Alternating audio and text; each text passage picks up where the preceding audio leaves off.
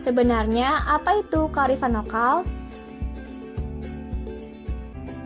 Kearifan lokal juga merupakan hasil dari proses adaptasi turun-menurun dalam periode waktu yang sangat lama terhadap suatu lingkungan alam tempat mereka tinggal. Kearifan lokal menjadi tata nilai kehidupan yang diwarisi antar generasi. Kearifan lokal juga dapat berbentuk lisan dan tulisan. Apa sih pengetahuan lokal itu? Menurut Clifford Geertz, pengetahuan lokal adalah pengetahuan yang dimiliki oleh masyarakat lokal dalam suatu wilayah hingga berkembang suatu sistem budaya yang menjadi pedoman bagi masyarakat setempat dalam melaksanakan aktivitas sehari-hari. Pengetahuan lokal sangat terkait dengan lingkungan alam, sosial, ataupun budaya tempat kelompok masyarakat itu hidup dan melakukan berbagai aktivitas dalam menjalankan kehidupannya. Sebagai negara yang luas dan kaya akan ragam budaya, Indonesia tentu punya beragam pengetahuan lokal dari berbagai wilayah.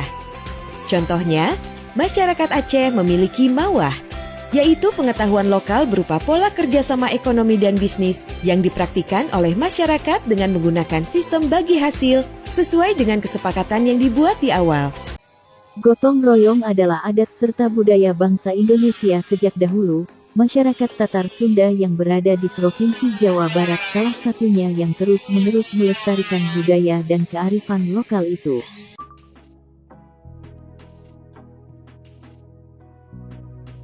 Bentar dulu, gak ningali.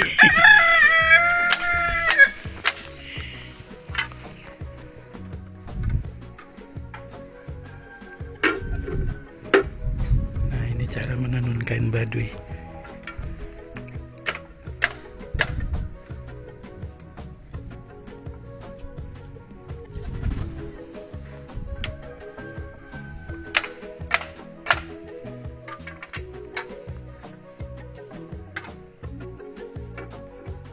Mirit Petikusan merupakan salah satu desa di Kecamatan Mirit, Kebumen, Jawa Tengah. Desa dengan berbagai kearifan lokal yang masih kental dalam masyarakatnya ini terletak pada wilayah bagian selatan yang berupa pesisir pantai. Letaknya yang dekat dengan pantai dimanfaatkan oleh warga Mirit Petikusan untuk dijadikan tambak garam.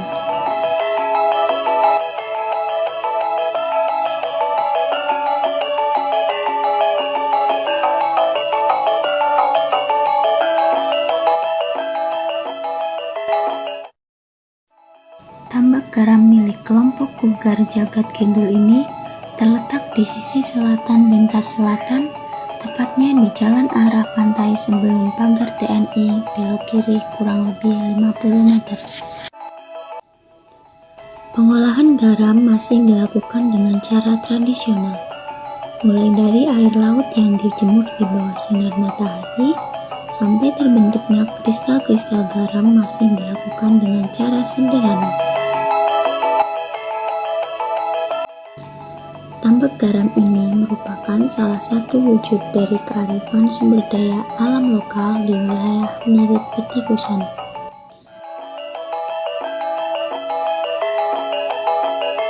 Keputusan. Apa itu pengambilan keputusan? Pembuatan keputusan merupakan suatu proses yang meliputi 8 langkah termasuk identifikasi dan formulasi masalah, memilih salah satu alternatif dan mengevaluasi efektivitas keputusan. Ada 8 tahapan dalam pengambilan keputusan. 1. Identifikasi masalah. 2. Identifikasi kriteria keputusan. 3. Alokasi bobot. 4. Mengembangkan alternatif. 5. Analisis alternatif. 6. Memilih alternatif. 7. Implementasi alternatif dan 8. Evaluasi keputusan. Mari kita... Orang yang memiliki pandangan berbeda adalah hal yang tidak mudah. Namun, apabila kita dapat saling menghargai dan saling memahami satu sama lain tanpa adanya egois, hal tersebut akan sangat mudah. Itu baru yang dinamakan solidaritas. Mengapa kita membutuhkan adanya solidaritas? Masing-masing manusia pasti memiliki kepribadian yang berbeda. Akan tetapi, perbedaan bukan menjadi hal yang bermasalah. Yang terpenting adalah bagaimana cara agar perbedaan tersebut dapat menyatu dalam suatu kesatuan sehingga dapat saling melengkapi. Naga, sebuah kampung yang menyimpan sejarah tanah leluhur.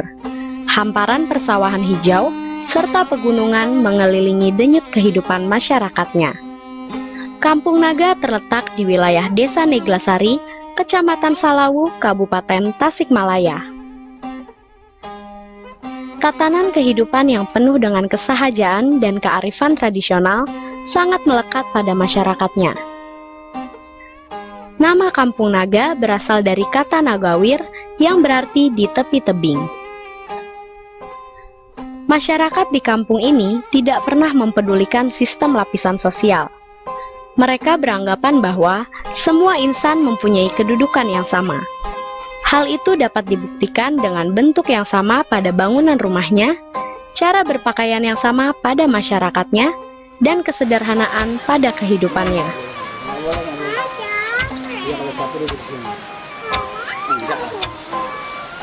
Sejak zaman dulu, jumlah rumah di sini juga tidak pernah berubah, selalu 113 rumah.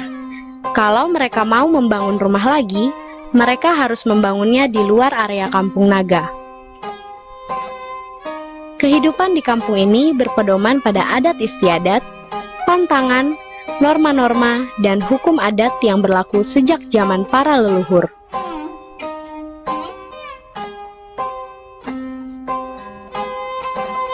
Akan tetapi, masyarakat di sini punya kepercayaan yang kuat untuk tetap melestarikan adat istiadat leluhurnya. Salah satunya dengan upacara adat hajat sasih.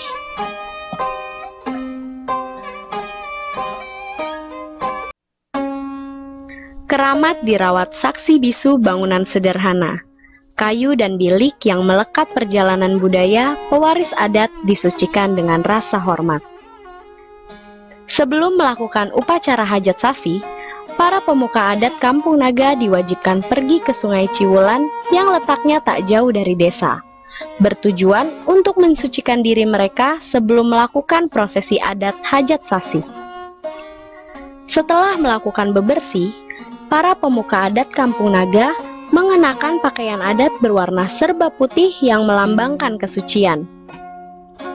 Upacara hajat sasih itu sendiri merupakan ritual adat yang rutin dilakukan sebagai salah satu bentuk rasa syukur kepada Tuhan Yang Maha Esa yang telah memberikan keselamatan, keberhasilan, dan limpahan berupa hasil bumi serta tanah yang subur, sekaligus sebagai penghormatan kepada sang leluhur. Para pemuka adat menuju makam keramat untuk melakukan ritual bebersih makam dan memanjatkan doa bersama yang dipimpin oleh ketua adat. Mereka meminta keselamatan dan kesejahteraan untuk para penduduk Kampung Naga.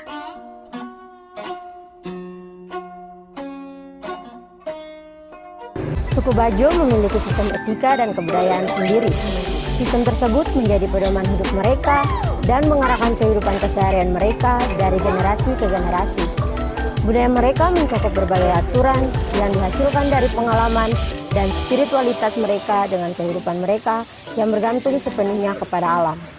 Suku Bajo memiliki seperangkat kearifan dalam mengelola pesisir dan laut, yang menjadikan laut sebagai tempat keramat yang dimiliki oleh mereka sebagai sumber kehidupan. Masyarakat Bajo, khususnya generasi tua, masih mempercayai gugusan karang tertentu sebagai tempat bersemayam para leluhur. Orang tua melarang anggota keluarga menangkap ikan dan biota lain di sekitar karang sebelum melakukan ritual tersebut. Suku Bajo memiliki kearifan ekologi yang dapat digunakan sebagai model dalam pengelolaan sumber daya laut. Salah satunya pamali dan ongkong. Mereka tidak boleh merusak tempat yang melanggar pamali. Jika mereka merusaknya, maka dipercaya mendapat hukuman dari penguasa laut yang memberikan semua isi lautnya kepada manusia atau disebut mbo. Sebagai masyarakat pesisir Pulau Bajo memiliki karakter yang keras, tegas, dan terbuka. Komunitas Bajo yang mendiami suatu daerah pesisir memiliki kelekatan emosional terhadap sumber daya alam yang melahirkan perilaku nyata yang mempertimbangkan ekologis dalam kehidupan mereka sehari-hari.